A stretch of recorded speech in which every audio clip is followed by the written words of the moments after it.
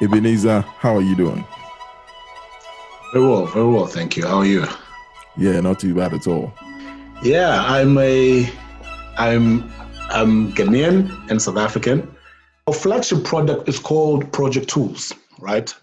Project Tools currently has so if you can think about Project Tools, we are also Microsoft partners. We're cloud solutions providers. So we basically, look, we don't try to reinvent the wheel in terms of our structure, our corporate structure.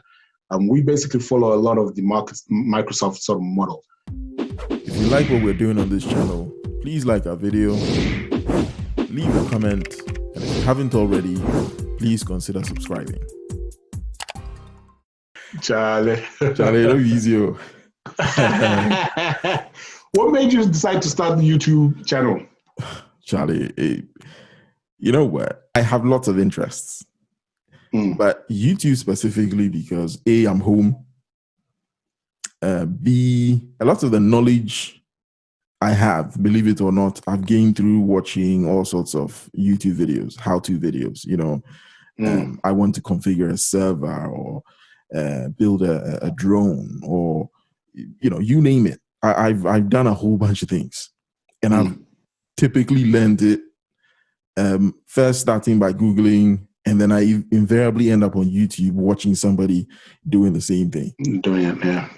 So with the whole COVID situation, having time on my hands, it was a no-brainer, right? And also, I'm not personally politically active or any sort of an activist in any sort of way. But there are issues that when I talk to my friends, we all have problems with, or we want to champion, emphasize, talk about, educate others. So you put all those things together, and it made sense to certainly create videos and talk about those very issues. There's no point me being on the phone to one of my friends and we talk for 2 hours and then we hang up the phone. Sure. We might as well capture that in a podcast.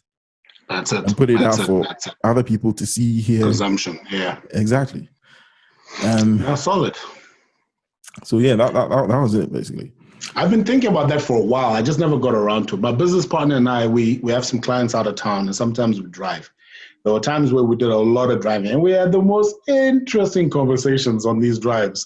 And I was like, dude, we need to put cameras up on the windscreen and things and just record just a natural conversation. Like, you know what I mean? Just no frills, nothing. Just two guys driving, chatting. That's most right. Interesting stuff, man. But I never got around to doing it. Personally, I don't like the video editing side of things. I don't have anyone who would do that, So that's one thing that's really kept me away from actually doing it. That's one thing I just wouldn't enjoy doing, sitting and out chopping up videos and whatnot. Do you know what? I'm not going to lie to you. It is a tedious, bit of the whole process. But I mean, as you know, with lots of people who are into software, and when I say IT, I'm actually referring in this case to people who sit and write software specifically. Writing software is a tedious job. Okay, especially if you're not just stitching up, various known templates together to create, let's say, a 3-tier, solution or whatever the case might be. If you're having to create a bespoke, software application with nuances and complexities, it is a tedious process. And so that threshold for, tedium, if you like, was developed on that front. I mean, I give you an example. I spent 10 years writing this application called Comlink.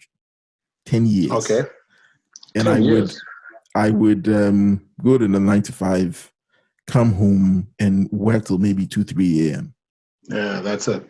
And then go back to work at 7 a.m. to the office. Sure. When you do that for nearly 10 years, that discipline, it stays with you. Sure. Otherwise, there's no way I could have been sat here editing videos and stuff like it. That's something that's something I didn't touch on in the interview. That it's something that I did as well when I started my business. finish work at 5, grab some dinner, and get back to the office. Initially, I would even go back into the office. I had spoken with my boss. I told him, look, I'm starting on my own. And he was more than understanding, And yeah, I'd work until midnight, 1 o'clock, 2 o'clock, and then I'd go home. And that was almost every day until it finally blew up. And, I think that's something that people don't really get, man. People want this instant money, quick, get rich quick. Everything is instant nowadays, I guess. You want to engage with people quick. Anything you want, there's some technology to make it quick. People don't realize business takes time.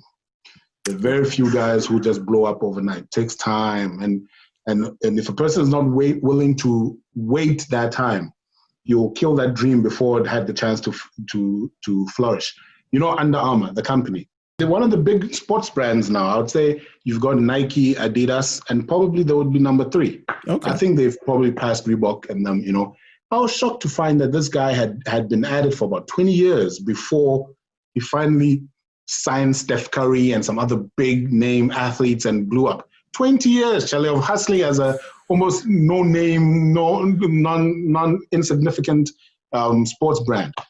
Who would have waited 20 years to blow up? Exactly. So that's a lesson that I learned from doing, even when I started the IT, it took a good 4 or 5 years before we eventually blew up, and it was tough, but we stuck with it. We were willing to go all the way and eventually came out on top. See, here's the question I put to a lot of friends, and I'll ask you the same question. How do you know when you're not missing something? The reason why I ask this is, with hindsight, right? And hindsight is a wonderful thing. Everybody gets to where they need to get to. They look back and they're like, if only we had done this. So the question is this: how do you know what you're missing now? How do you get to the point where you can almost have the hindsight you will have in 5 years down the line now? Because if I knew then what I know now, I would have done a whole lot of things differently. And it's something I ask myself all the time. How do I know? How do I figure out what I'm missing and will regret, or with hindsight realize that I should have done? The perfect answer to that is mentorship. So think about what you've gone through and the lessons you've learned now, and that wealth of experience that you have. You went through, and you've got the benefit of hindsight. You can look back and be like, shucks, if I did this, I might have gotten moved faster. But now imagine you being able to take all those lessons learned and give that to somebody who's now 10 years behind you, who's about to start that same journey. He can learn all the mistakes you made without having to repeat those same mistakes. You know what I mean? 100%. You can help navigate them because you went through the exact same stuff. Mentorship is the key, man. And that's something that we miss. And Charlie, this for me is such a big problem with Africans, man. We've got this mapaucho, this respect thing. It's good. Respect is good. But I find that it makes us almost scared to really be bold. Charlie, when you look at some of the white guys, man, like I remember some white kid came to work when I was working for this architecture firm. So the guy would talk to the boss like it's his paddy. Me, I would talk to the boss like, yes, sir. Like, he didn't care whether this guy is the employer or what. He talked, he's like, yeah, hey, just talk freely. But I came with this all respect. He's older and he's my boss, and So I realized that sometimes it makes us scared to. I had another talk, and I talked about this mentorship thing and how important it is. And after that, some kid in that talk texted me. He got my number somehow and texted me, and he was basically asking if I can be his mentor, And I don't have a problem with it, but I could tell that I said to him, okay, cool, give me a shout on such and such a day, let's talk. And he didn't call me on that day. But what I think happened is that he was so frightened by the fact that he missed the date, he got scared to call back and apologize, say, hey, sorry, I missed it. Can we pick up from where we left off? Maybe. And eventually he just never continued. And I'm like, so we need to be bold, man. That bold thing, I'm telling you, if you be surprised what you can get if you're just bold enough to ask for it.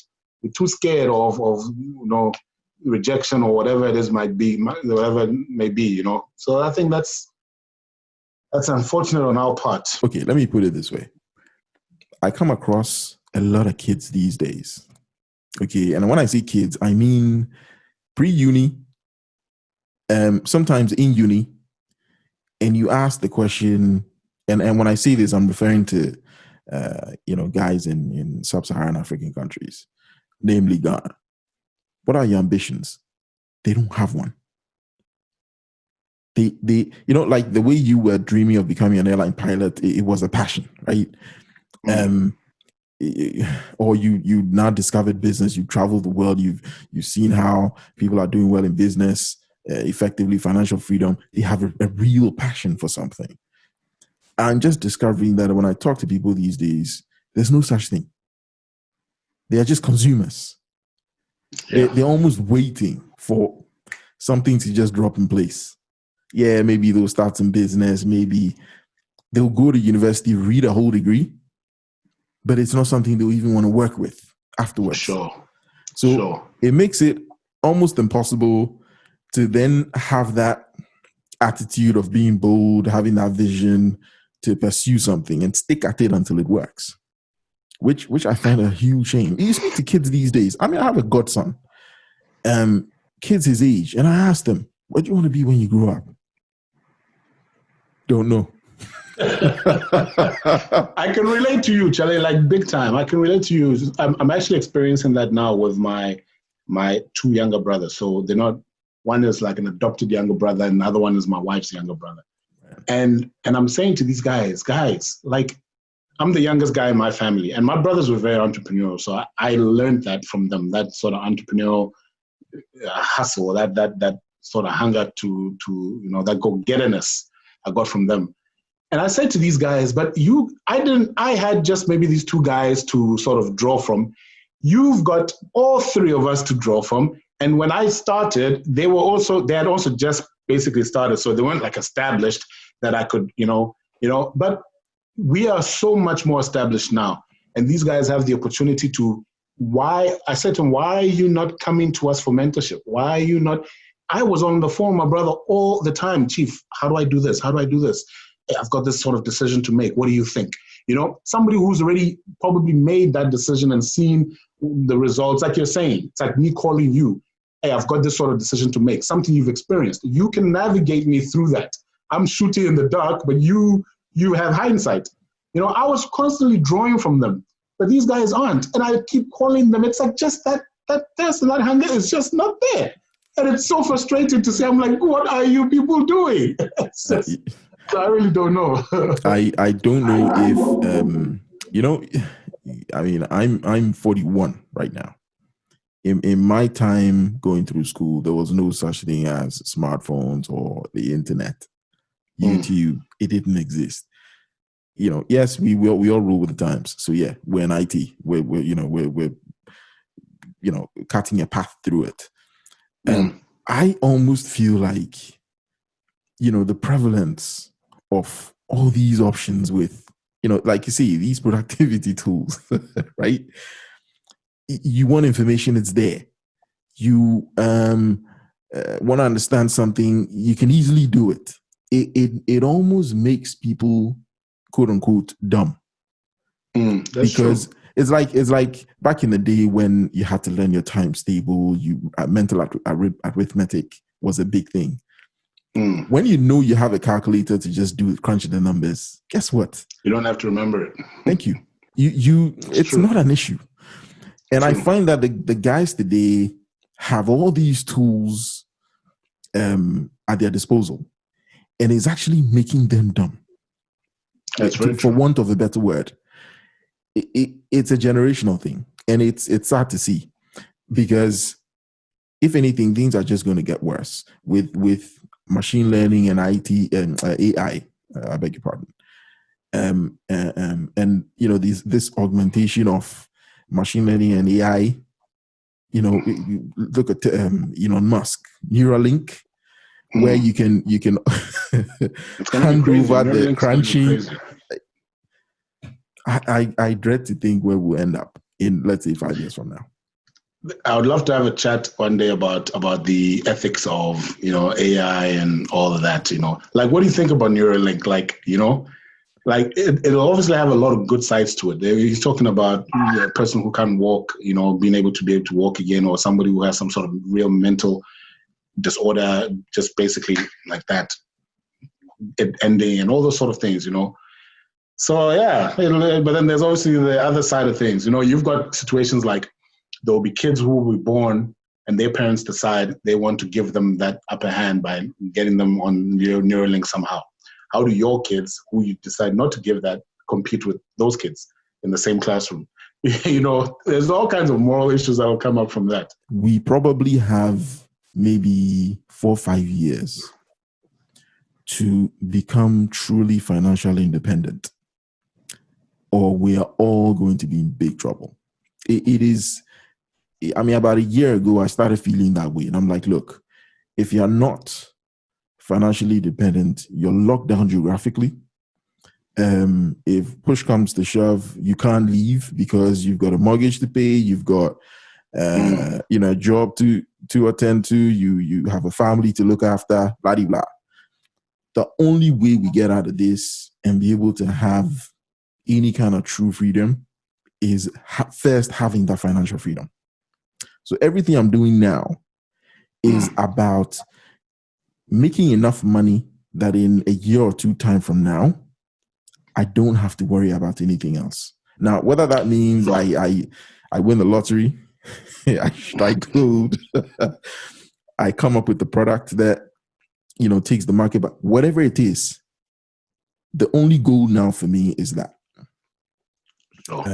Because a year ago, nobody thought we'd have COVID. Now here we are. And it really worries me what else might be on the horizon. Have you seen Valuetainment? Valuetainment? Yeah. No. I think I've heard about it, but no, I haven't. I think from what you've just said, your channel is trying to be that. It's one of the channels that I really consume, man. It's solid. There's this guy called David Bet David. Not David Bet David. His surname is Bet David. I forgot what his name is. But yeah, it's a beautiful channel, man. He does exactly this sort of thing. He interviews a lot of people, not your celebs, like business-minded people, like former CIA directors, former even mob bosses. Right. I know that dude. That Iranian dude. Sorry, I just remembered. He's I think his background is from Iran. Iran, yeah. Right. I've forgotten his name now. I know who you're talking about. Yeah. Of course. Yeah. What is his name? Something Bet David. I'm surprised I'm forgetting because I'm always on his channel. Right. Patrick Bet David. Bet David. And then what about London Real? But that guy is controversial. Brian Rose. Hey? He is controversial though. Brian Rose. The conspiracy. Why is it controversial? Because of David Icke? No, you can put David Icke aside. I don't mind it. In fact, I listen to a lot of David Icke. The problem is with the perceived scams in terms of, this is a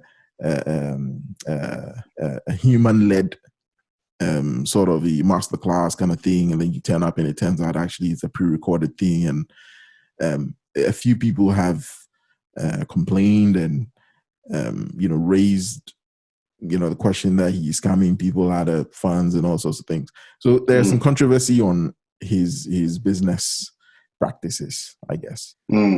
Okay. But yeah, he's asking, you see, if you do the London Real kind of stuff, you're pitting yourself against the establishment. That's true. Very true. So what he's going through now. Exactly. You want to be very financially secure before you start doing that kind of stuff. And I'm not there yet. It's true. I still have dependents and I have dependencies.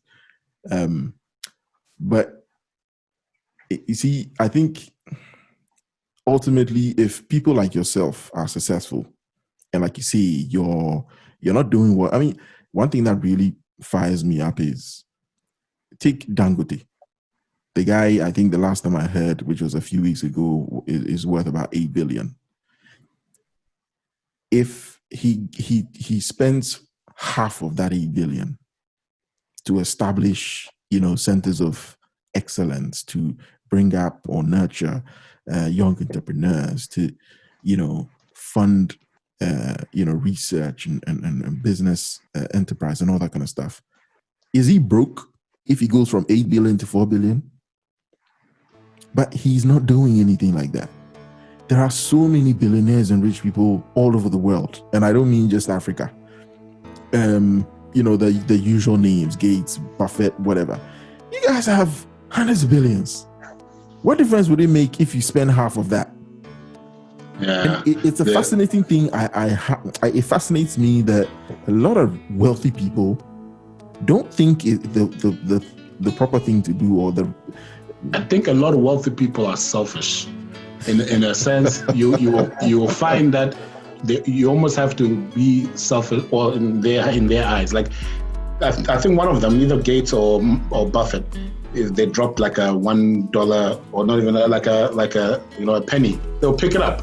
You know what I mean? Whereas like each penny, a couple of these will make you a millionaire type thing. So I always knew that. I'm sure you've heard about the whole the Bill and Melinda Gates Foundation and the controversies around them and what they're really doing in Africa. For the longest time, I thought these guys were, just doing really great work, philanthropic work all over the place, etc. Not realizing that it's all down to these ambitions that these guys have, for population control and all kinds of just nonsense concepts they have in their heads, and that's where they're spending their money. That's where they are pumping their money to. They think that this world doesn't have enough for all of us, so some of us need to die off, and most likely let's let the Africans go, because who are they anyway? So they'll go to the most rural part of Burundi, and the rest of us, nobody's there. Nobody sees what's happening. They say they are giving inoculations and whatnot to children or women. We don't know, and people are waking up to that now, saying, when you say you want to come give us samples, let's test what you want to give our people first. Yeah. The Tanzanian president has been big on that. Say, no, you can't come just in my country and just say you're going to vaccinate people and things. So it's that all kinds of sick ideas and concepts they have in their heads to get more control, and you ask yourself, like, when is enough ever enough? Because there's always somebody you reach into. So you make 4 billion. 4 billion is insignificant when you look at the billionaires in the US, the Dangote. He's thinking, man, how can I get to Zuckerberg kind of level? You know what I mean? So now you come and tell him, Charlie, make you chop half your money, give it to the poor. Like, I'm trying to get to Zuckerberg. You want me to give half my money away? Exactly. So it's just a messed up, thing. But yeah, I don't know, man. Yeah, we'll see. The best thing is for us who have the right heart to get to that place, so that we can affect change when we are in those places. I sincerely hope so. The small fact of the matter here is the people with the heart, as you put it, are not the ones getting to the top. That's what we need to change. Yeah, absolutely. But anyway, Charlie, cool, man. Ebenezer, thanks for your time. I really appreciate it. I'll edit this and put it out by tomorrow. For sure, man. Thanks. Nice one. Keep on, man. My regards to the family. So, same here. Nice. Cheers, bro. Cheers, bro.